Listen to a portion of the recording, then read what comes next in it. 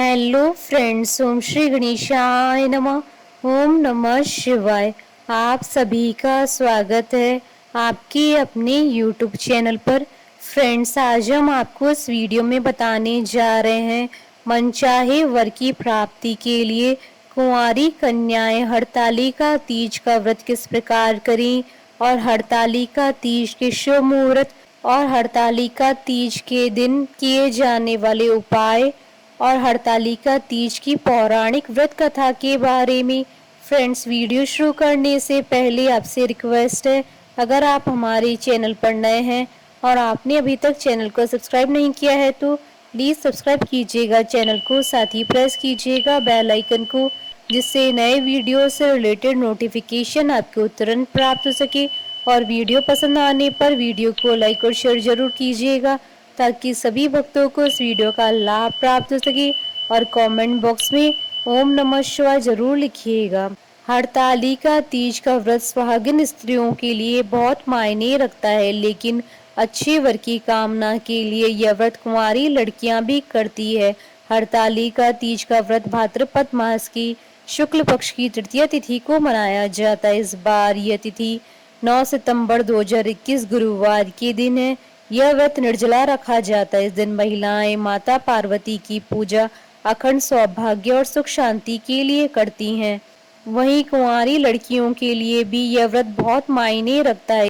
इस दिन कुंवारी लड़कियां व्रत रखकर अच्छे और मनचाहे वर की कामना करती हैं। फ्रेंड्स, अब आइए जानते हैं कुंवारी लड़कियां हरतालिका तीज व्रत किस प्रकार करें। प्रातः काल में उठकर स्नान आदि करने के बाद स्वच्छ कपड़े पहने, इसके बाद शुभ मुहूर्त के समय हाथ में जल लेकर व्रत का संकल्प करने के बाद पूजा आरंभ करें। इस दिन माता पार्वती, भगवान शिव के साथ उनके पुत्र गणेश जी की भी पूजा की जाती है। माता पार्वती, शिव जी और गणेश जी की बालू की प्रतिमाएं बनाएं और एक चौकी पर स्थापित करें, साथ ही कलश स्थापित करें। इसके बाद तिलक करें। माता पार्वती को अक्षत, चुनरी, फूल, फल, धूप, दीप आदि अर्पित करें। शिव जी को सफेद चंदन, बिल्वपत्र, भांग, धतूरा आदि अर्पित करें। भगवान शिव को सफेद फूल अर्पित करने चाहिए। भगवान शिव की पूजा करते समय ओम नमः शिवाय मंत्र का जाप करें। उसके बाद शिव पार्वती गणेश जी को भोग लगाएं। माँ पार्वती का पूजन करते समय ओम उमाय नमः मंत्र का जाप करें और अच्छे वर की कामना करें। फ्रेंड्स, अब आइए जानते हैं हरतालिका तीज की शुभ मुहूर्त के बारे में। हिंदू पंचांग के अनुसार इस बार हरतालिका तीज व्रत 9 सितंबर 2021 गुरुवार के दिन है। तृतीय तिथि प्रारंभ होगी 9 सितंबर 2021 को सुबह 2:33 पर और तृतीय तिथि का समापन होगा रात्रि 12:18 पर। प्रातः काल की पूजा का शुभ समय रहेगा सुबह 6:03 से सुबह 8:33 तक और प्रदोष काल की पूजन का समय रहेगा शाम 6:33 से रात्रि 8:51 तक। फ्रेंड्स, अब आइए जानते हैं हरतालिका तीज के दिन किए जाने वाले उपायों के बारे में। अगर किसी लड़की की शादी बार बार टूट रही हो तो ये खास उपाय करके वह मनचाहा वर पा सकती हैं। जिनका विवाह बार बार टूट जाता है उन्हें इस दिन सुबह से ही निर्जल व्रत रखना चाहिए। फिर प्रदोष काल में पीले वस्त्र पहनकर भोलेनाथ के मंदिर में जाएं और शिवलिंग पर चंदन और जल अर्पित करें। पार्वती जी को कुमकुम अर्पित करें। ओम पार्वती पते नमः मंत्र का 108 बार जाप करें। माता पार्वती को चढ़ाया गया कुमकुम अपने पास रखें और स्नान करके इसका टीका लगाएं। फ्रेंड्स, अब आइए प्रारंभ करें हरतालिका तीज की पौराणिक व्रत कथा। एक बार भगवान शिव जी ने पार्वती जी को उनकी पूर्व जन्म का स्मरण कराने के उद्देश्य से इस व्रत के महात्म्य की कथा कही थी। श्री भोले शंकर बोले, हे गौरी, पर्वतराज हिमालय पर स्थित गंगा के तट पर तुमने अपनी बाल्यावस्था में 12 वर्षों तक अधोमुखी होकर घोर तप किया था। इतनी अवधि में तुमने अन्न न खाकर पेड़ों के सूखे पत्ते चबाकर व्यतीत किए। माघ की विकराल शीतलता में तुमने निरंतर जल में प्रवेश करके तप किया। वैशाख की जला देने वाली गर्मी में तुमने पंचाग्नि से शरीर को तपाया। श्रावण की मूसलाधार वर्षा में खुले आसमान के नीचे बिना अन्न जल ग्रहण किए समय व्यतीत किया। तुम्हारे पिता तुम्हारी कष्ट साध्य तपस्या को देखकर बड़े दुखी होते थे, उन्हें बड़ा कलेश होता था। तब एक दिन तुम्हारी तपस्या तथा पिता की कलेश को देखकर नारद जी तुम्हारे घर पधारे। तुम्हारे पिता ने हृदय से अतिथि सत्कार करके उनके आने का कारण पूछा। नारद जी ने कहा, गिरिराज, मैं भगवान विष्णु के भेजने पर यहाँ उपस्थित हुआ हूँ। आपकी कन्या ने बड़ा कठोर तप किया है, इससे प्रसन्न होकर वे आपकी सुपुत्री से विवाह करना चाहते हैं। संदर्भ में आपकी राय जानना चाहता हूँ। नारद जी की बात सुनकर गिरिराज गदगद हो उठे। उनके तो जैसे सारे कलेश ही दूर हो गए। प्रसन्नचित होकर वे बोले, श्रीमान, यदि स्वयं विष्णु मेरी कन्या का वरण करना चाहते हैं तो भला मुझे क्या आपत्ति हो सकती है। वे तो साक्षात ब्रह्म है। हे महर्षि, यह तो हर पिता की इच्छा होती है कि उसकी पुत्री सुख संपदा से युक्त पति के घर की लक्ष्मी बने। पिता की सार्थकता इसी में है कि पति के घर जाकर उसकी पुत्री पिता के घर से अधिक सुखी रहे।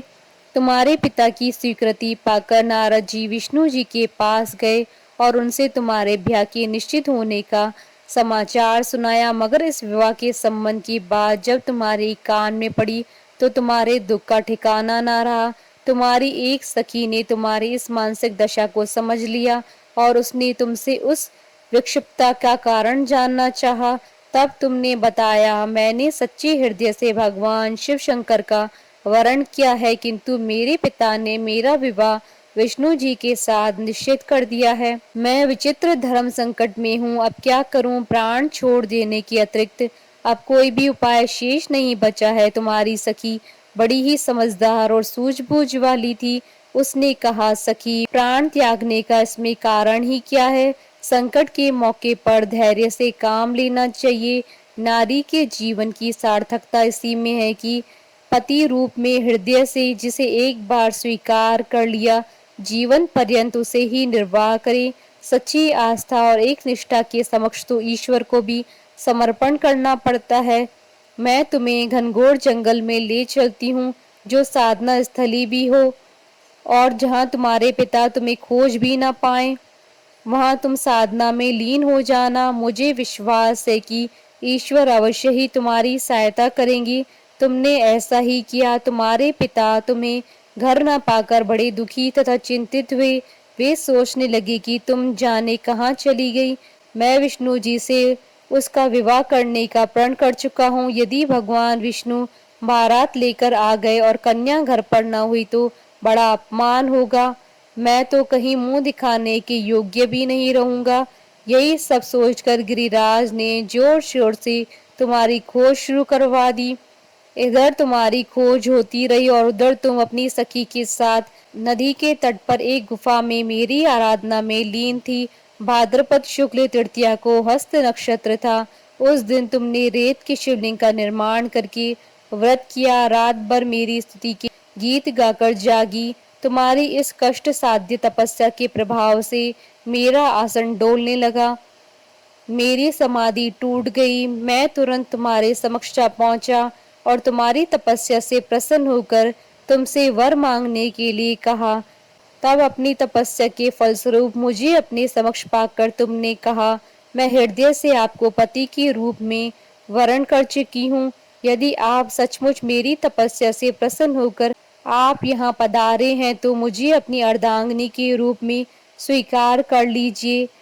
तब मैं तथास्तु कहकर कैलाश पर्वत पर लौट आया। प्रातः होते ही तुमने पूजा की समस्त सामग्री को नदी में प्रवाहित करके अपनी सहेली सहित व्रत का पारण किया। उसी समय अपने मित्र बंधु व दरबारियों सहित गिरिराज तुम्हें खोजते खोजते वहां आ पहुंचे और तुम्हारी इस कष्ट साध्य तपस्या का कारण तथा उद्देश्य पूछा। उस समय तुम्हारी दशा को देखकर गिरिराज अत्यधिक दुखी हुए और पीड़ा के कारण उनकी आंखों से आंसू मड़ आए। तुमने उनके आंसू पोंछते हुए विनम्र स्वर में कहा, पिताजी, मैंने अपने जीवन का अधिकांश समय कठोर तपस्या में बिताया है। मेरी इस तपस्या का उद्देश्य केवल यही था कि महादेव को पति के रूप में पाना चाहती थी। आज मैं अपनी तपस्या की कसौटी पर खरी उतर चुकी हूँ। आप क्योंकि विष्णु जी के साथ मेरा विवाह करने का निर्णय ले चुके थे, इसलिए मैं अपने आराध्य की खोज में घर छोड़कर चली आई। अब मैं आपके साथ इसी शर्त पर घर जाऊंगी कि आप मेरा विवाह विष्णु जी से न करके महादेव जी से करेंगे। गिरिराज मान गए और तुम्हें घर पर ले गए। कुछ समय के पश्चात शास्त्रोक्त विधि विधान पूर्वक उन्होंने हम दोनों को विवाह सूत्र में बांध दिया। हे पार्वती, भाद्रपद की शुक्ल तृतीया को तुमने मेरी आराधना करके जो व्रत किया था, उसी के फलस्वरूप मेरा तुमसे विवाह हो सका। भगवान शिव ने आगे कहा, हे पार्वती, भाद्रपद की शुक्ल तृतीया को तुमने मेरी आराधना करके जो व्रत किया, उसी की परिणाम स्वरूप हम दोनों का विवाह संभव हो सका। इस व्रत का महत्व यह है कि मैं इस व्रत को पूर्ण निष्ठा से करने वाली प्रत्येक स्त्री को मनोवांछित फल देता हूँ। भगवान शिव ने पार्वती जी से कहा, इस व्रत को जो भी स्त्री पूर्ण श्रद्धा से करेगी, उसे तुम्हारी तरह अचल सुहाग प्राप्त होगा। इस व्रत को हरतालिका इसलिए कहा जाता है क्योंकि पार्वती की सखी उन्हें पिता और प्रदेश से हरकर जंगल में ले गई थी। हरत अर्थात हरण करना और तालिका अर्थात सखी। बोलिए भगवान शंकर, माता पार्वती जी की जय। हमारे साथ इस वीडियो में अंत तक बने रहने के लिए आपका धन्यवाद। ओम श्री गणेशाय नमः। ओम नमः शिवाय।